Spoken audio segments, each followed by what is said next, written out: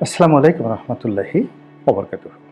সম্মানিত দর্শক, জামায়াত ইসলামী বাংলাদেশ এবং তাদের ছাত্র সংগঠন শিবির, ইসলামী ছাত্র শিবির এই মুহূর্তে সকল আলোচনা এবং সমালোচনার কেন্দ্র বিন্দু। জামাতের আমির যেখানে যাচ্ছেন সেখানে খবর হচ্ছেন, তিনি যা কিছু করছেন সবই শিরোনাম হচ্ছে পত্রিকাতে এবং ইলেকট্রনিক গণমাধ্যমে তার ছবি বেশি প্রদর্শিত হচ্ছে, তার কথা ভাইরাল হচ্ছে। তিনি যেখানে টুক্কা দিচ্ছেন ওখানে তবলা বাজছে, তিনি যেখানে পিঠ মোছাচ্ছেন ওটি খবর হয়ে যাচ্ছে, তিনি যেখানে যাচ্ছেন সেখানে ইমামতি করছেন। এমনকি সাংবাদিক নেতা রুহুল আমিন গাজী তার যে মরদেহ যখন প্রেস ক্লাবে গেল এবং সেখানে যখন জানাজা হলো, সবাই একেবারে ইমামতির ভার আমিরে জামাত তার উপর দিলেন। এটি নজিরবিহীন ঘটনা, নজিরবিহীন ঘটনা। সেখানে সবাই তার পিছনে জামাতে নামাজ পড়লেন। আবার একটা অনুষ্ঠানে দেখলাম যে তিনি দাঁড়িয়েছেন, তার মাঝে একজন তরুণ উপদেষ্টা সমন্বয়ক, সম্ভবত মিস্টার নাহিদ বা ওনার নাম হবে উনি, তারপর সে মির্জা ফখরুল সাহেব দাঁড়িয়েছেন। তো নাহিদ সেই মাথা নিচু করে সম্ভবত পাজামা বা প্যান্ট ভাঁজ করছিলেন। আর ওই সময়টাতে জামাতের আমির তাকে পিঠ চাপ মানে থাপ্পড় দিয়ে পিঠে আসতে, এটিকে পিঠ চাপড়ানো বলে, স্নেহের দৃষ্টিতে যেটি করা হয়, অমন কিছু একটা করছিলেন। আর অমনি ক্যামেরা বারবার শুধু সেদিকে ক্লিক দিচ্ছিল। তো এরকম জামাতের আমিরকে নিয়ে যেভাবে মিডিয়া ব্যস্ত, একইভাবে শিবিরকে নিয়েও ব্যস্ত। তো শিবিরকে নিয়ে ব্যস্ত এই কারণে যে চট্টগ্রামের সব জায়গাগুলো, স্কুল কলেজ মাদ্রাসা শিবিরের দখলে, এবং এটা দীর্ঘদিন ধরে আসলে ঐতিহাসিকভাবে আওয়ামী লীগের জমানা ছাড়া সবসময়টাতেই চট্টগ্রাম মহানগরীতে শিবিরের দাপট ছিল। এবং একসময় শিবিরের সে দুর্দান্ত ক্যাডার নাসির দীর্ঘদিন ধরে তিনি কারাগারে ছিলেন এবং তাকে বের করা হয়েছে। এবং বের করার পর তিনি বললেন যে তিনি একেবারে নির্দোষ, তাকে অকারণেই এই 20টি বছরের মতো সময় কারাগারে কাটাতে হয়েছে। তো এখন এই যে চট্টগ্রামে, এখানে শিবিরের হিসাব, আওয়ামী লীগের হিসাব, বিএনপির হিসাব আলাদা। সারা দুনিয়াতে যদি আওয়ামী লীগের সঙ্গে শিবিরের গণ্ডগোল থাকে, কিন্তু চট্টগ্রামে দেখা যাচ্ছে শিবিরের সাথে ছাত্রলীগের বা আওয়ামী লীগের বন্ধুত্ব আগেও ছিল এবং এখনও থাকবে। কেন? ছাত্রদলকে ঠ্যাঙ্গানোর জন্য এবং বিএনপিকে ঠ্যাঙ্গানোর জন্য।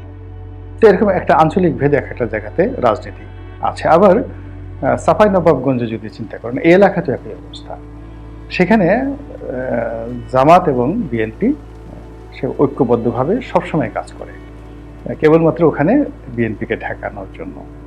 তো এখন রাজনীতির যে প্রেক্ষাপট, সেই প্রেক্ষাপটে আওয়ামী লীগ নেই। তো যারা আছে তাদের মধ্যে বিএনপি এবং জামাত, এই দুটো দলকে নিয়েই বেশি কথাবার্তা হচ্ছে, কারা ক্ষমতায় আসবে। এবং জামাত মনে করছে যে এটি তাদের একটা মোক্ষম সময়, তারা যদি এই সময়টিতে নিজেদেরকে গুছিয়ে ফেলতে পারেন এবং মোটামুটি 3-4 বছর তারা সময় পান, তাহলে জামাতের রাষ্ট্র ক্ষমতা লাভ এটি কোনো বিষয় না। এজন্য তারা বিভিন্নভাবে প্রচলিত রাজনীতির সঙ্গে তাল মিলিয়ে কূটনৈতিক কথাবার্তা বলছেন, নির্বাচনের কথা বলছেন, কিন্তু আবার তলে তলে ইউনিট সরকারকে একটা ব্রিদিং স্পেস দিচ্ছেন, সবচেয়ে বেশি ব্রিদিং স্পেস তারা দিচ্ছেন, যেন এই সময়টিতে সাংগঠনিকভাবে বিএনপি সমস্যায় পড়ে যায় এবং জামাত সাংগঠনিকভাবে গুছিয়ে নিতে পারে। তো জামাতের এই সকল যে কৌশল, এই সকল কৌশল নিয়ে আলোচনা হচ্ছে, সমালোচনা হচ্ছে। আবার জামাত যারা বিরোধী শক্তি, তারা আবার জামাতকে নিয়ে ট্রলও করছে। কিন্তু সবচেয়ে বেশি যে বিষয়টি হচ্ছে সেটি হলো একেবারে ছাত্রলীগের পেটের মধ্যে সে 2009 সন থেকে শিবির যেভাবে ঢুকেছিল এবং এখন যেভাবে ছাত্রলীগের পেট থেকে একটার পর একটা শিবির বের হচ্ছে, বড় বড় নেতা বের হচ্ছে, এতে আমরা রীতিমতো তাজ্জব হয়ে যাচ্ছি।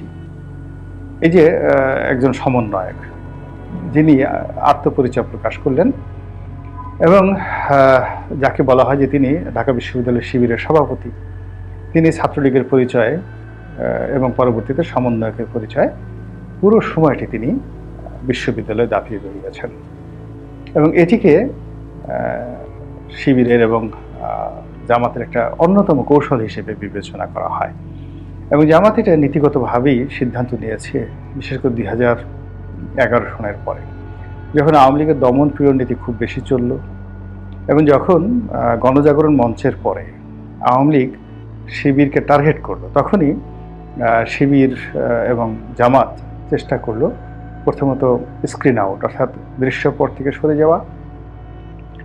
দ্বিতীয়ত তারা যেটা চেষ্টা করলো সেটা হলো কী করে সার্ভাইভ করা যায়। আর তৃতীয়ত আওয়ামী লীগের মধ্যে এবং ছাত্রলীগের মধ্যে কী করে বিলীন হয়ে যাওয়া যায়। এবং সেই কাজে তারা এতটা সফল হয়েছেন যার ফলশ্রুতিতে এখন সকল প্রশাসন, জুডিশিয়ারি থেকে শুরু করে সকল জায়গাতে জামাত এবং শিবিরের যে আধিক্য, সেই আধিক্য সমন্বয়ক বলেন, ইনুস সরকার বলেন, কিংবা সিভিল ব্যুরোক্রেসি বলেন অথবা মিলিটারি ব্যুরোক্রেসি বলেন, সব জায়গাতেই মনে হচ্ছে যেন দাড়িপাল্লা, ন্যায়ের দণ্ড, জামাতের প্রতীক দাড়িপাল্লা, সেটার জয় জয়কার। এবং এতে করে যারা শিবির বিরোধী লোক বা জামাত বিরোধী লোক, তারা শিবিরকে গালাগালি করে অস্থির করে ফেলছেন এবং বলার চেষ্টা করছেন এটা কী ধরনের কথা, এ কাজও কেউ করে, এভাবে নিজেদের পরিচয় গোপন রেখে কোনো কাজ করা তো মুনাফিকের বিষয়। তো এর উত্তরে শিবিরে যারা লোকজন আছে তাদের বক্তব্য হলো যে কৌশল অবলম্বন করা তো ইসলামে জায়েজ আছে, আর স্বয়ং আল্লাহ রাব্বুল আলামিন তো মহাকৌশলী, এবং সে কি কৌশল, তিনি দেখা যাচ্ছে যে মাছের পেটে যেভাবে ইউনূস নবীকে ঢুকিয়ে দিলেন, তো একইভাবে বাংলাদেশে হয় আমাদের ডক্টর মোহাম্মদ ইউনূসকে সেই কোন মাছের পেটে যে কীভাবে আল্লাহ রাব্বুল আলামিন কৌশল ঢুকিয়ে দিয়েছেন, এটা তো আমরা এখনও টের পাচ্ছি না, আমরা এখনও বুঝতে পারছি না। আবার জামাত শিবিরকে আওয়ামী লীগের মধ্যে বা ছাত্রলীগের মধ্যে যেভাবে আল্লাহ রাব্বুল আলামিন বাঁচিয়ে রেখেছেন, এটিকে শিবিরে যারা লোকজন রয়েছেন তারা মনে করছেন একটা কারামত, আল্লাহর একটা কারামত। এই কারামত এই কারণে শিবিরের লোকজন নামাজ পড়ে, তাদের দাঁড়িয়ে আছে, তারা সুন্নতি কথাবার্তা বলে, আতুরও মাখে, সত্য কথা বলে, তারপরে তারা লোকজনকে দেখলে জড়িয়ে ধরে। ইসলামী যে তাহাজিব এবং তমদ্দন, এটি ব্যাপকভাবে শিবির এবং জামাতের লোকজন রাজনীতির অঙ্গনে যেভাবে প্রতিষ্ঠিত করেছে, সমপর্যায়ের অন্য কোনো রাজনৈতিক দল এখন পর্যন্ত সেটি পারেনি। তো এই কারণে কি হচ্ছে, শিবিরকে নিয়ে কিন্তু নানা রকম কথাবার্তা হচ্ছে, ইতিবাচক এবং নেতিবাচক।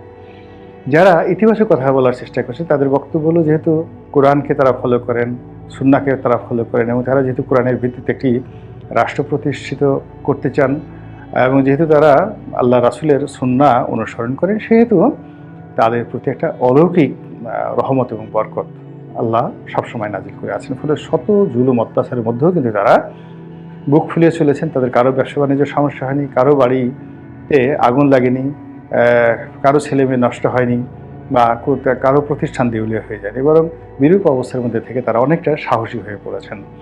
এবং তারা আরও অনেকে বলার চেষ্টা করছেন যে এই যে ছাত্রলীগের পেটের মধ্যে শিবিরের যে অবস্থান, এটা মূসা নবীর জামানাতে ফেরাউন দ্বিতীয় রামশেষের সঙ্গে আল্লাহ যে কৌশল করেছিলেন, অর্থাৎ দ্বিতীয় রামশেষের বাবা সেটা সম্রাট প্রথম সেতি। তো তিনি স্বপ্নে দেখেছিলেন যে বনী ইসরায়েল বংশে এক পুত্র সন্তান হবে এবং তিনি বনী ইসরায়েলদেরকে স্বাধীনতা দেবেন এবং তার হাতে ফেরাউনের পতন হবে। তো এই কারণে তিনি সমস্ত যে নির্দিষ্ট দিয়েছিল সে সমস্ত বনী ইসরায়েল যারা দাস হিসেবে মিশরে কাজ করছিল, তাদের সবাইকে হত্যা করার, অর্থাৎ একটা নির্দিষ্ট দিনে সকল শিশু সন্তানদেরকে হত্যা করার নির্দেশ তিনি দিলেন। তো যা হোক, প্রকৃতির অপার মহিমায় দেখা গেল যে হযরত মুসা আলাইহিস সালামের মা তিনি প্রসব করে সেই শিশু নীল দরিয়ায় ভাসিয়ে দিলেন, মানে নীল নদে ভাসিয়ে দিলেন, এবং সেটি ভাসতে একেবারে ফেরাউনের রাজপ্রাসাদে সেই শিশু ফেরাউনের যে বহনকারী যে এটাকে দেখানো হয়েছে, একটা ছোট, সেই সময় প্যাপিরাসের তৈরি, খড়কুটোর তৈরি এক ধরনের নৌকা তৈরি করতো, ছোট নৌকা। তো এই নৌকাটি ফেরাউনের যে বোন, সম্রাট প্রথম সেতির বোন অর্থাৎ রামসিস, যার সাথে হযরত মুসা নবীর যুদ্ধ হয়েছিল, সেই রামসিসের ফুফু, তিনি তাকে কোলে তুলে নেন এবং তিনি যেহেতু নিঃসন্তান ছিলেন, তিনি তাকে মানুষ করতে থাকেন এবং তিনি রাজপরিবারের একজন সদস্য হিসেবেই হযরত মুসা আলাইহিস সালাম, তিনি সেই সম্রাট প্রথম সেতি তার দরবারে এবং তার প্রাসাদে লালিত পালিত হতে থাকেন। তো এই কাহিনী আমরা সবাই জানি এবং পরবর্তীতে সেই সম্রাট প্রথম সেতির মৃত্যুর পরে রামসেস কী করে ক্ষমতায় এলেন, তার সঙ্গে কী করে হযরত মুসা নবীর যুদ্ধ হলো, তিনি কী করে বিজয়ী হলেন, কী করে নীল নদ পাড়ি দিলেন, সেগুলো সবাই জানি। তো এই যে আল্লাহ রাব্বুল আলামিন কৌশল করেন, তার বান্দাদের সাথে কৌশল করেন, যে সকল বান্দারা জীবনে অনার সৃষ্টি তৈরি করতে চায়, তো সেই সকল কৌশলী বান্দাদেরকে দাঁত ভাঙা জবাব দেওয়ার জন্য হযরত মুসা নবীর এই যে কাহিনীটি, এটি সবসময় হুজুররা বয়ান করেন। তো সেই কাহিনীর সাথে সামঞ্জস্য রক্ষা করে এখন অনেকে যারা জামাতপন্থী লোক, তাদের বলার চেষ্টা করেন যে এখানেও মানে আল্লাহর কৌশল বলেন, বান্দার কৌশল বলেন, বা মানে যুগপৎভাবে এই জমিনে পলিটিক্যাল সায়েন্সের সেই সূত্র বলেন কিংবা ম্যাথমেটিক্স বলেন, এই সবই একসাথে কাজ করেছে এবং সেই সূত্র মতেই জামাত আস্তে শিবিরের, অর্থাৎ জামাত শিবির একেবারে নিরাপদে নিশ্চিন্তে আওয়ামী লীগের কোলে বসেছে জামাত, এবং শিবির নিশ্চিন্তে ছাত্রলীগের পেটের মধ্যে ঢুকে পড়েছে এবং সময় মতো তারা আবার সেখান থেকে একেবারে সগর্বে ভেসে এসে বের হয়ে এসেছেন।